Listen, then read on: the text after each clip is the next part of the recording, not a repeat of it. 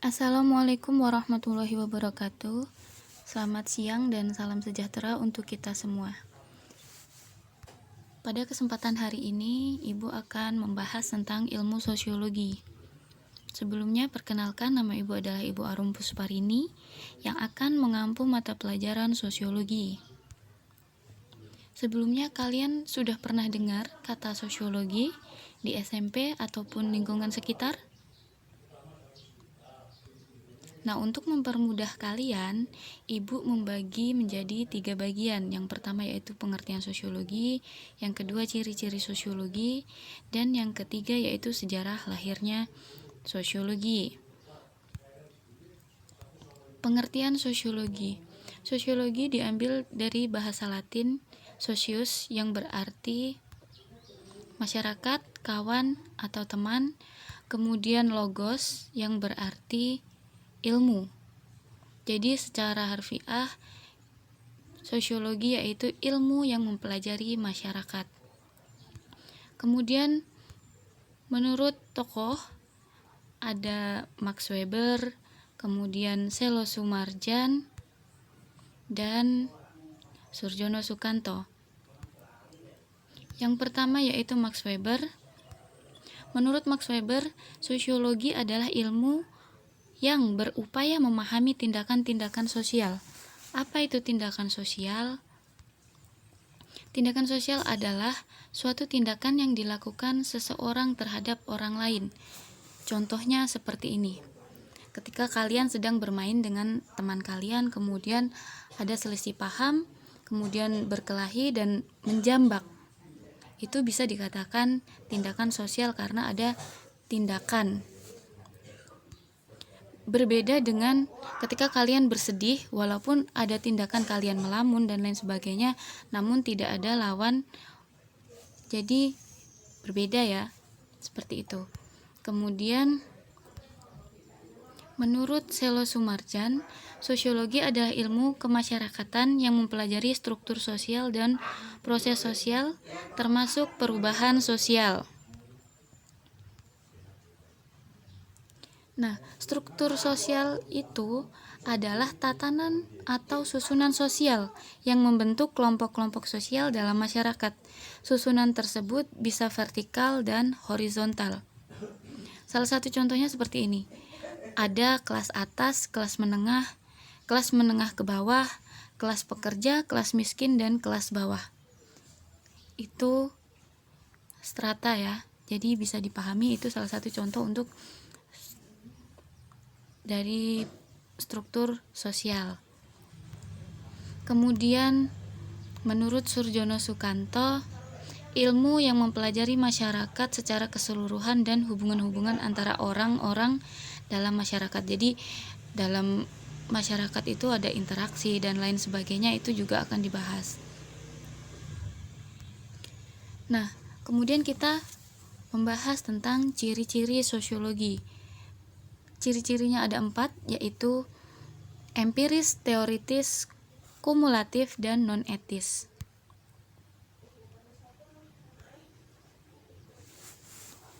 Nah, dapat kita lihat di tabel ini, empiris didasarkan pada observasi terhadap kenyataan dan akal sehat, serta hasilnya tidak bersifat spekulatif.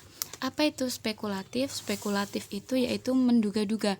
Jadi ketika ada fenomena sosial seperti kemacetan, kita tidak bisa menduga-duga untuk meyakini bahwa penyebab kemacetan yang terjadi di Jakarta misalnya ya, karena banyak orang yang malas menggunakan kendaraan umum, namun lebih memilih untuk menggunakan kendaraan pribadi.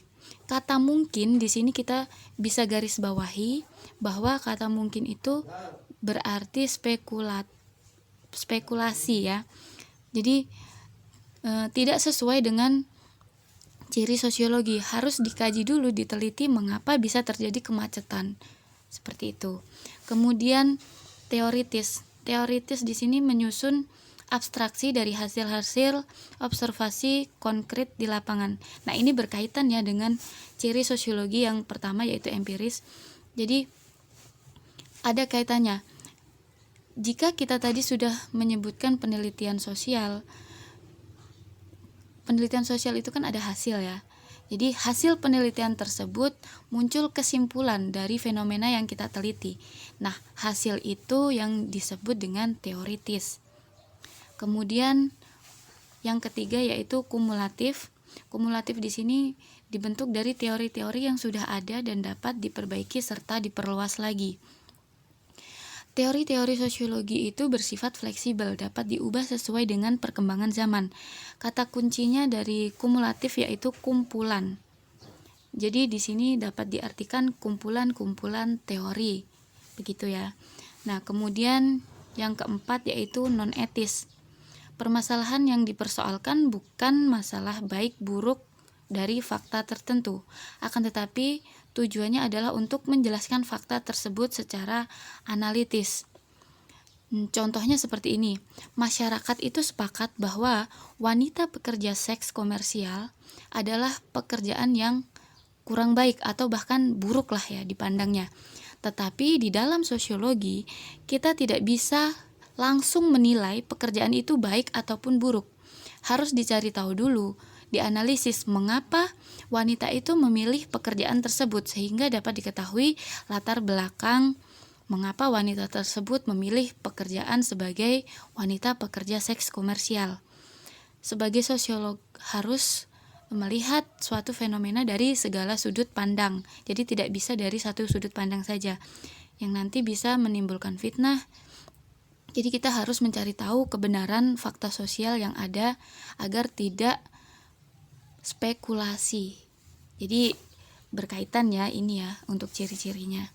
Nah, kemudian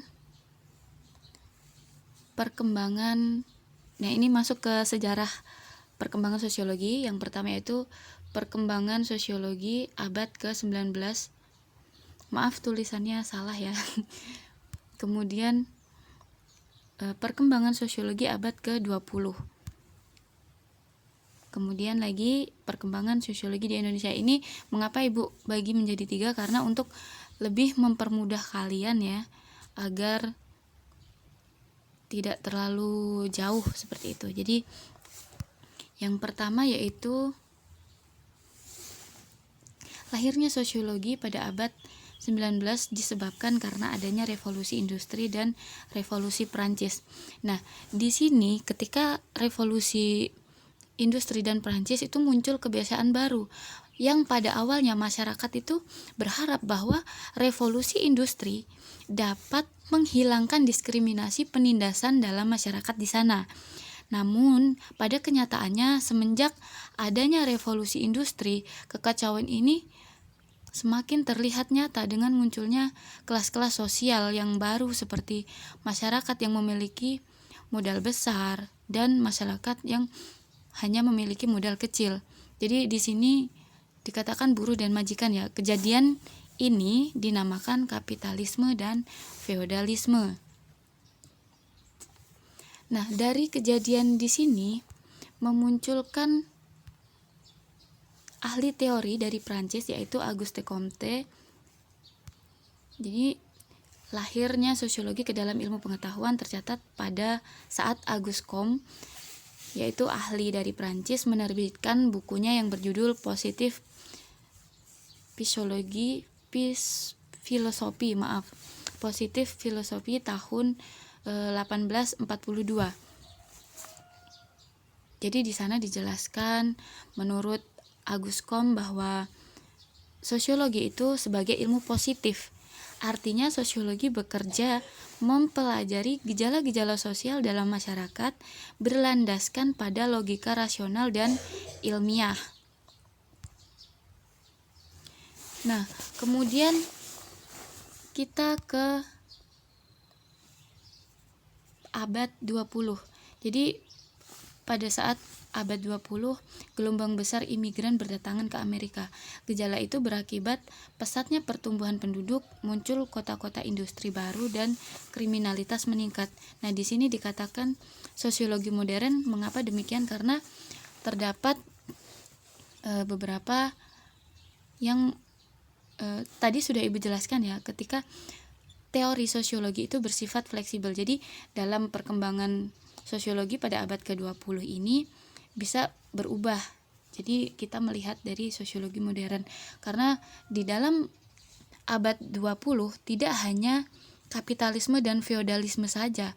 Jadi di situ muncul interaksi sosial, kemudian ini imigran dan lain sebagainya. Jadi kenapa dikatakan sebagai sosiologi modern?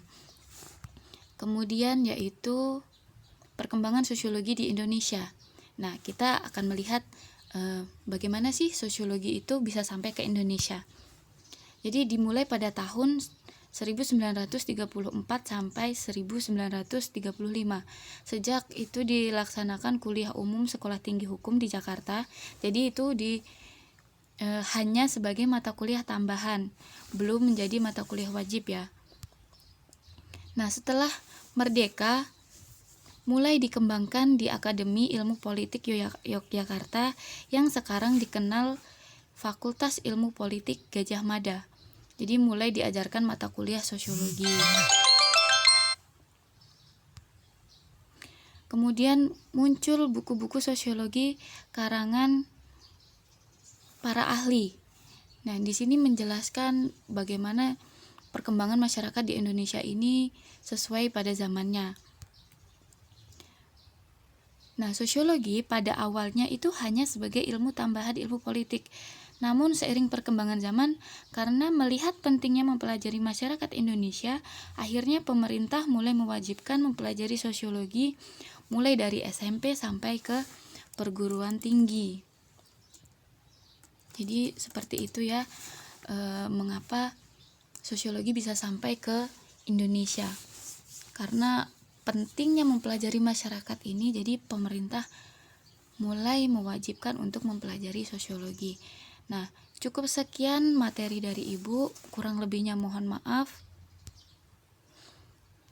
Ibu akhiri, wassalamualaikum warahmatullahi wabarakatuh.